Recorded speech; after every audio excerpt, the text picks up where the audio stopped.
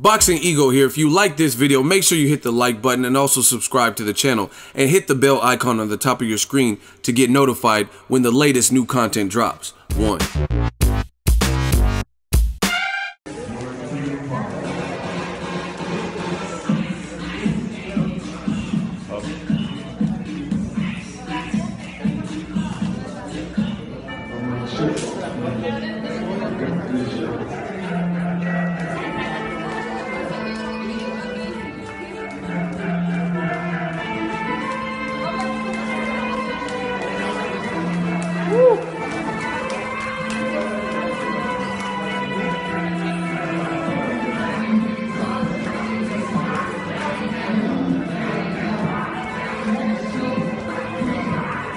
What up, Fight World? It's your boy Ego, and I'm back with some more boxing fantastical.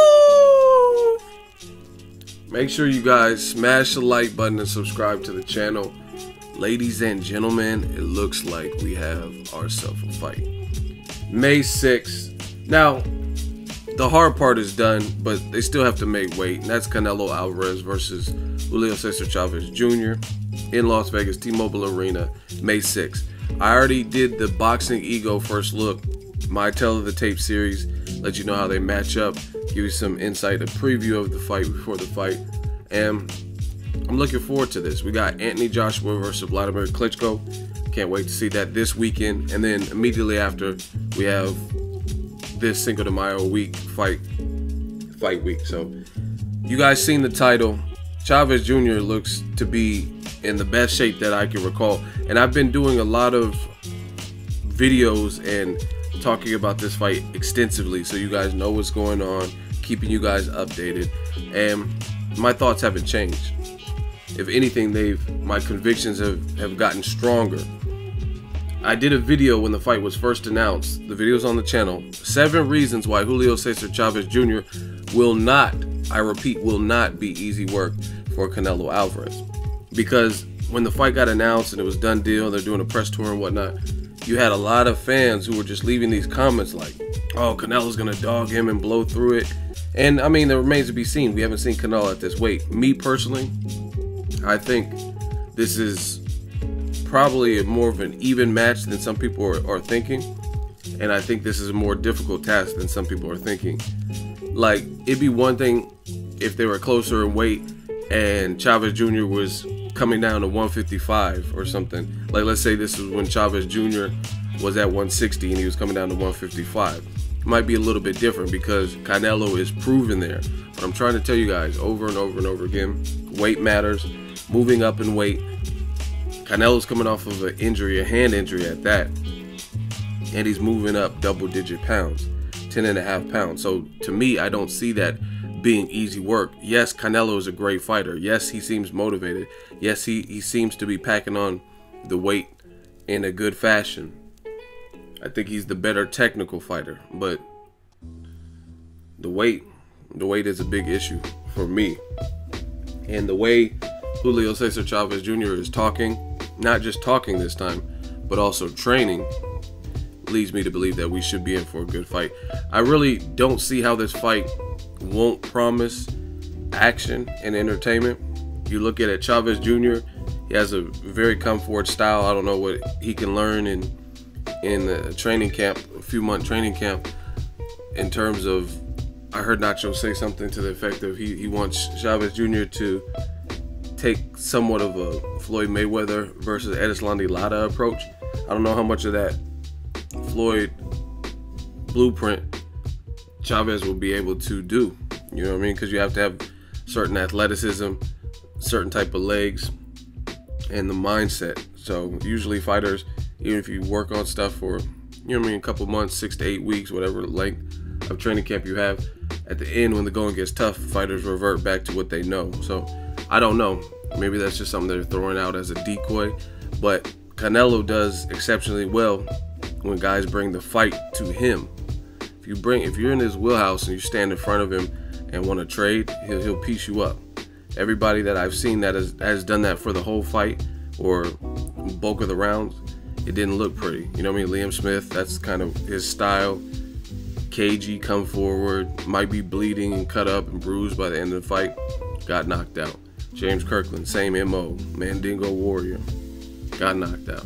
You know what I mean? So, Floyd Mayweather did stand in pocket and trade, but he has a much better defense than really most fighters. So that's different. And plus he gave Canelo different looks. Canelo was 23. It's no excuse he lost, but Canelo was 23 and things like that. But Floyd, he'll give you so many different looks, he'll confuse you. You know what I mean? I'm talking about the guys that they come forward, like Brandon Rios, Ruslan Provodnikov guys that just come forward and there's not really much in terms of adjustment. Like, they battle, their adjustments is from tough to tougher. You know what I mean? Like, I'm just going to do more of what I'm already doing and win the battle of attrition. If you do that, it's usually not good. So I'm anxious to see how this will play out, because even though Canelo historically does better if you stand in front of him, guys that don't move or evade or use lateral movement, guys he could easily catch, he's also fighting for the first time, in my mind, somebody who's named with momentum. Like, I can't say a lot of momentum because he just won one fight in Dominic Bridge in December, but just motivation, and who's substantially bigger than Canelo. Even with Canelo bulking up and having to do less of a weight cut, I really see Chavez Jr. the taller fighter and the bigger fighter. So I want to see how that's going to play out. That's an interesting fact to me, is how is Canelo going to deal with, because from what I've seen in fighting and stuff, is if you could get away with knocking guys out with your power, you never really know how limited a fighter is until they're ultimately tested and they have to dig something out. They have to dig through the crates of all their teachings and go back to something else when plan A is not working.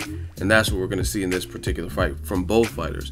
If Canelo, all these shots that he's landing, beautiful shots that he'll probably land, and combination punches, bop, bop, bop, I was born right, you know what I mean? He's doing all this, right? And Chavez Jr. still is in the game, and it's round 6, 7, 8, 9, and he's still there, still pushing forward. Everybody's getting tired and bodies are starting to fatigue. I want to see how Canelo deals with that, because I don't really think, I mean, look at it. I'm not going to say Canelo's power is overrated. You definitely can't just walk into his shots. He has great technique and he does have power. But if you think about it, Canelo hasn't knocked out a lot of people. Like, now I'm not saying he hasn't knocked out a lot of people. He hasn't knocked out a lot of people early, right? Like big names. I'm talking about big names like Josito Lopez. I don't even remember. I watched the fight, but I don't remember. I don't think it was that early. I think it might have been like a round 5 knockout off the top of my head. He didn't knock out Shane Mosley. He didn't knock out Floyd. He didn't knock out Edeslandi Lara. Liam Smith, I want to say, was kind of later in the fight, round 8, 9, something around there. You know what I mean? So unless he's just this new reinvigorated monster at this new weight, I don't see him knocking out Chavez Jr. at all. If he does, maybe to the body, but I don't see him knocking him out with the headshot. And if he, for some reason, did and just looked phenomenal at this new weight, then I would definitely say he would have to break him down first and then get that knockout. Because even from Farah, who's a light heavyweight, Chavez Jr. was coming off of a year-plus layoff dealing with top-ranked legal issues and trying to get out of his contract before signing to Al Heyman. And he took like a, let's say, 15-month layoff before fighting from Farah against his dad's wishes. Chavez Sr. said, don't fight him. You know what I mean? Take a tune-up fight. And he was like, you know what I mean, being a stubborn kid, he's like, nah, I got this. And then he got stopped. But even in that fight, Fonfara was doing work at light heavyweight and piecing him up and winning all the rounds. And it still was kind of a late stoppage. And it was more of a quit stoppage to me. So I really don't see Canelo moving up 10.5 pounds and just breaking him down real quick like James Kirkland. Just bop, bop, bop. You know what I mean? I just bop, bop, bop, bop, bop. I'm loving it. I don't know why that reminded me of McDonald's commercials, but I don't know. I don't see that. I really don't see Canelo just going in there and just rah, rah, rah. But if he does, props to the man. I mean, maybe this is his true weight division that he should have been fighting at. If he just goes in there and dismantles him like that. But I like what I'm seeing from Julio. He's in shape, and I like what I'm seeing from Canelo too. This is I call it fair. Both guys look like they're preparing in the best fashion, and they're both doing the right thing, because there's been some talk brewing in this fight. There's some things that have been said, and now we got to see who's gonna come up short and who's gonna cash in. You know what I mean? That is that simple. Like Charlo versus Charles Hatley. I was just at that fight in New York on the Berto Porter card. Same type of difference. Like, you had two guys who didn't seem like they liked each other. They're both from a place in Texas, Houston and Dallas, and it was kind of more for bragging rights, and there was a belt at stake. Even though the Chavez and Canelo fight, there's a belt. It's not like a real belt. It's a commemorative WBC belt. I made a video about that yesterday. But the point being, it's more than just the fight. It's also for bragging rights. You guys are from the same region, things like that. So one person, Hatley, had a lot to say. He said, and there's going to be a new sheriff in town. And Charlo's like, lines only, lines only. So somebody's going to have to eat their words. And that's what it boils down to. That's why we love this sport called boxing. But I like what I'm seeing from both fighters. Ego Weight Watchers, where I give you guys a look into the fighter's lifestyle preview. And I got to say, Chavez Jr. looks to be taking this exactly how he should. Very seriously. Canelo is serious business. And he looks motivated for this fight. And I don't remember the last time like Andy Lee and Brian Vera fights. I don't remember him seeming this hungry. Like, the dude looks slim. He looks pounds away from where he needs to be, because if you look at that first picture a couple of weeks ago where he was in the sauna flexing, he looked a bit bigger, and they said in that picture he was weighing like 173 to 175. So if that is the case, then that means he's tapering down as we get closer to fight weeks, 2 weeks away, because he looks smaller in this picture. But it doesn't look like, he doesn't look terrible or like sucked up or, you know, like a crackhead or nothing. So I'm looking forward to this fight, man. May 6th. Drop it in the comment section. Ego Weight Watchers, aka Ill. Make sure you share the video, like the video as always. Hate, comment, and subscribe. Till next video is Ego signing off. So if you enjoyed this video and want more content like this on the channel, you can show your appreciation by going to the PayPal donate button or the YouTube support button, and you can donate any amount that you feel is equivalent to the value of this video. Much more to come. Thank you guys for your support. Boxing Ego, the future of boxing.